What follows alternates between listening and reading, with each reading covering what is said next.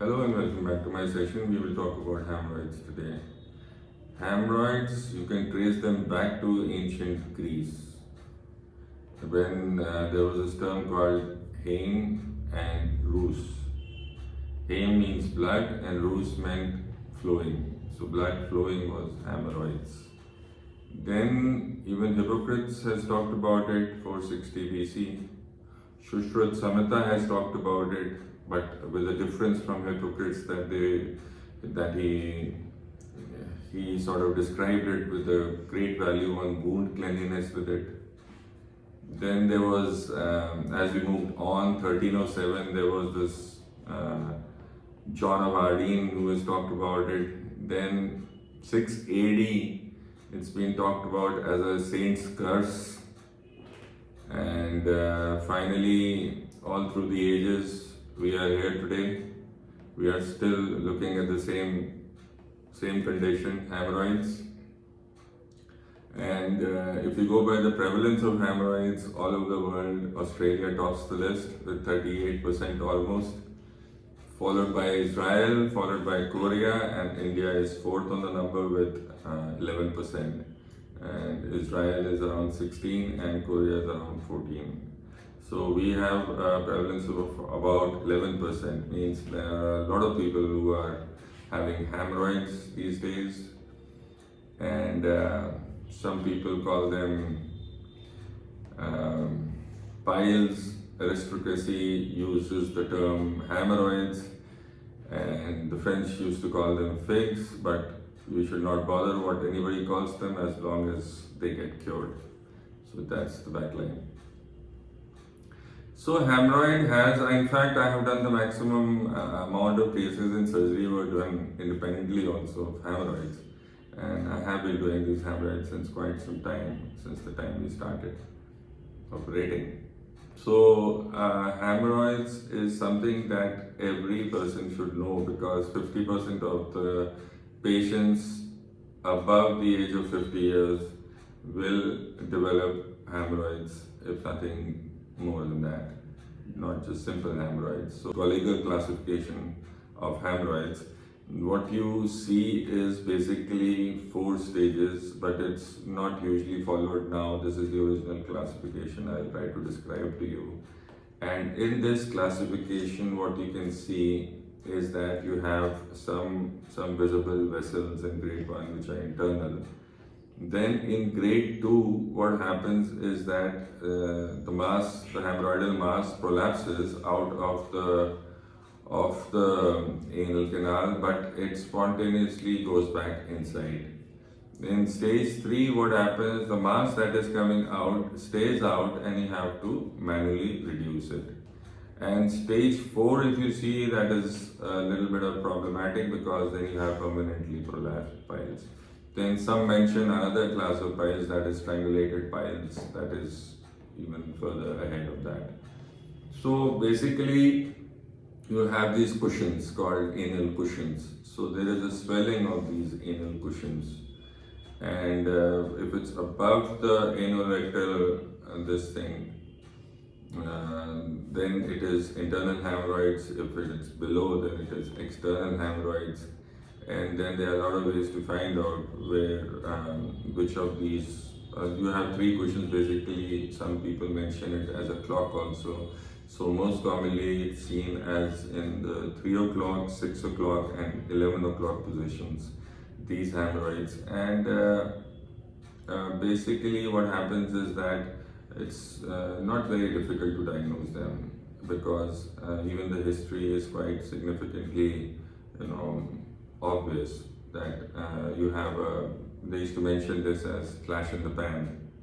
So a flash in the pan is nothing but as you're going to the toilet in the early morning, and then as soon as you sit down, you have this fresh reddish colored stool that is coming out. So that is more indicative of a hemorrhoidal lesion that is just around the anal region, and that is where. And then obviously you'll go ahead with the complete history and the examinations, and then you will decide what grade of hemorrhoids is it, how do you want to treat it, because there's certain the treatment modalities also differ with each grade. It's not necessary that you have to operate only in every case. You can also go around it by avoid the surgery by doing a ligation. We'll talk about all these in the end, step by step. So now what happens is that how would you identify that, how will you know what are the factors that can result in the formation of hemorrhoids, and how will you approach that situation? So basically we have a long list of things that promote you towards having a hemorrhoid. I mean, that is a risk of having a hemorrhoid basically. So try to avoid these things, and so that you stay away from troubles. So this is like straining at constipation, pregnancy, obesity, prolonged sitting, portal habitation and anorectal varices, chronic diarrhea, familial colonic malignancy, loss of rectal muscle tone, spinal cord surgery, rectal surgery, high socioeconomic status, episiotomy and anal intercourse. So these are basically all the factors that can result in the formation of hemorrhoids. So when you have any of these factors, it's very simple to start understanding these things. See, low fiber diet, a very sedentary kind of life, there's no exercise at all. So these factors also promote chronic constipation going on. So these are also the factors that promote formation of hemorrhoids. But once you have them, you don't worry, because they are practically curable now and they are taken care of.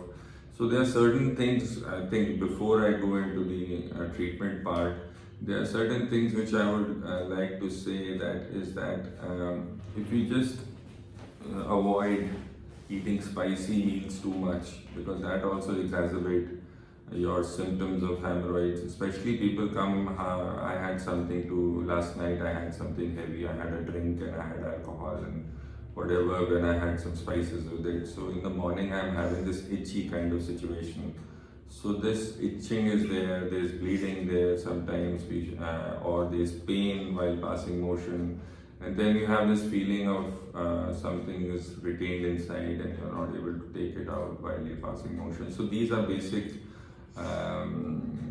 symptoms with which a patient of hemorrhoids will come to you. So once the patient has come to you and you will first go for the examination then. And what are the modalities of examination we can discuss now? Simply look at obviously after draping and everything, and look at the anal orifice, and if you examine it, then what you will get is that look for any skin tags, any outgrowths coming out of the anal canal. So from inspection also you can get a feeling of what is happening there, because then you go for digital examination. In this examination, upper rectal examination with your first digit, what you can do is your glove, and obviously you have to have adequate amount of the xylocaine applied locally on top of it. Then slowly you can insert under this thing, your finger, and then you can look for the anal sphincter tone. What is the tone there? So that is how you start. Is it like the sphincter tone is very high, or is it very lax, or what is the thing with it? Then you go ahead anteriorly, you can also feel a bit of the prostates there to find out what's happening. Then you can just take your feel for the hemorrhoids. Do you feel that you have something there? Then you come out, look at the finger. Don't just throw away the glove like that. Look at the finger. Are you seeing any blood on the tip of the finger or not? If you are, that means they are silently bleeding inside, even if you are not able to see them outside. So slowly and sort of respectfully, you take it out, and you then explain to the patient what is happening, and you ask the patient that I'm going to put a proctoscope inside you, and I'm going to visualize it now. Where exactly are the hemorrhoids? So once you place the patient in a left lateral position, in which what you do is your lower leg or your left leg is straight and the upper leg is flexed towards up to the abdomen, and you are at the edge of the bed with the patient. So slowly and slowly you put the proctoscope inside, and then you visualize with your torch. They have inoscopes also, but if you go by the standard procedure right now, so you put that this thing inside, and you see. I usually go and see whether it is 3 o'clock, 7, 11. Usually you find in these positions only. And where are they coming till?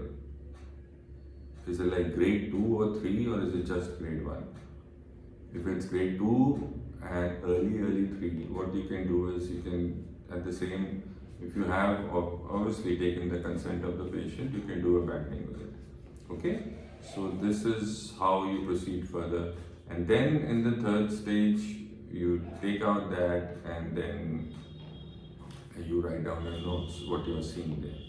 So you do a digital examination, then you do a proctoscopy on that, and then you decide how you're going to manage the patient. And before that, the patient, suppose you want to send the patient back with a bit of antibiotics and with sitz baths and other. Sitz baths are usually very nice form of treatment in hemorrhoids. You don't have to do anything in that. You should have a large kind of a container. Usually people use that to wash clothes.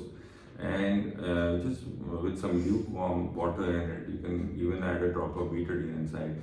And what you can do is just ask the patient to sit on that. Usually I ask the patient to sit, to apply a ointment there.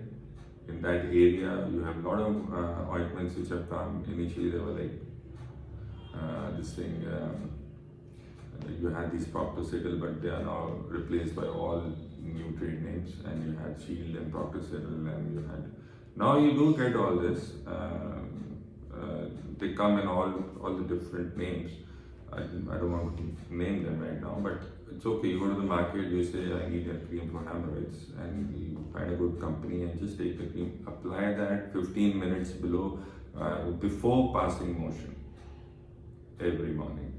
Then you pass the motion, and then you sit down in a sitz bath. You sit there for about 10 minutes. You can do this twice or thrice a day. So that anesthetic effect that comes with the tube, followed when you're passing motion, you won't feel it. And the night before, make sure you've taken some kind of laxative also, if you want to get treated properly with hemorrhoids. So you take a laxative the previous night, then in the morning you get up, apply some cream. Once you pass motion comfortably, do not strain on passing motion in case of hemorrhoids, because it worsens, eventually it will worsen only. So let it happen, let the laxatives work for you, and then you pass motion. Then after that, sit down, have a sitz bath for about 10 minutes. You get up, do your work, afternoon, evening, come back again from your work, sit down again in your sitz bath. Do this at least twice a day, or even better, thrice a day. So it softens up the area and it becomes very easy from there, because the more dry the area is, there will be more fecal matter impaction in that area, and that will compress on the veins before, more than if it's like a soft motion there. So this is the basic way I would suggest you go ahead with it. Okay, and then what you do is, obviously initially you might have to take some antibiotics to cover up, but they should not dry enough. So take some probiotics also with that. Then laxatives, as I spoke to you about, you can even take a few analgesics initially when the pain is there. And if you are bleeding, then you might have to go for something to stop the bleed also. And then this is up to grade 1 and 2 in which you can manage. Then we go to certain procedures which I'll talk about now, and then finally what surgery it is about. I think before we go to the treatment of these hemorrhoids, we should also know what happens when you just don't treat your hemorrhoids and they continue to, and you continue to have the same symptoms going on. So what can happen is that you can have the complications. What are the complications of hemorrhoids? It's basically bleeding, thrombosis, strangulation, infection, stricture, and then you have incontinence of stools also sometimes. So avoid it. Take treatment of hemorrhoids. Do not, you know, go to a doctor and you go and tell him or her that you're having this problem and you need to sort it out. So coming to the treatment now, what we have is that hemorrhoidal rubber band ligation, as I told you about, in which you have these small rubber bands and you have a gun, hemorrhoidal gun, and it just, you put it, you catch the hemorrhoid and you place the rubber band at the pedicle of the hemorrhoid, then you release it. So the pedicle goes, you have the rubber band that goes right onto the pedicle, and you don't have, and you cut it off from the blood supply that it's getting from the. So what happens is that it sort of dries and falls off later on. So this is your rubber ligation. Then you have infrared electromagnetic coagulation and photocoagulation. So infrared electromagnetic photocoagulation. These are the new techniques now. And then you have another technique, that is your laser coagulation, and you have finally one previous technique also, that is injection sclerotherapy, but that if you can avoid it, avoid it. Then you have finally then you have hemorrhoidectomy. Milligan-Morgan was the open procedure. Then you have stapled hemorrhoidectomy also. So these are the basic forms of treatments we can talk about. And there is a soothsaying which I like to end this talk with, that if it's a clover, your trouble is over. If it's a dahlia, the procedure is surely a failure. So it has to be fine, and it has to be done on time, and it has to be done properly. If you can manage that, you have no problem with the hemorrhoids at all. See you again in the next session. Thank you.